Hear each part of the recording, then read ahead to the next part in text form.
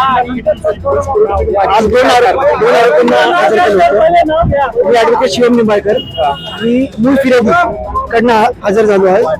दोन आरोपींना आणलं होतं.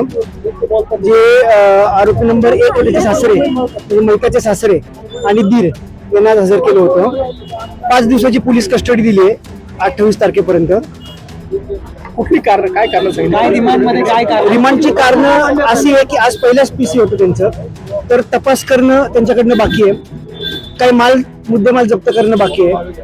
परत अजून कुणी मदत केली हे पण तपास करणं पोलिसांना बाकी आहे, ते पण कारण पोलिसांनी सांगितले.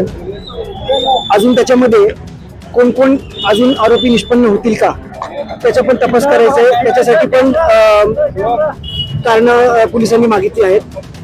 आणि असं करून मेहरबार कोर्टाने पोलीस कस्टडी एक्सटेंड करून 5 दिवसाची पोलीस कस्टडी 28 तारखेपर्यंत दिलेली आहे.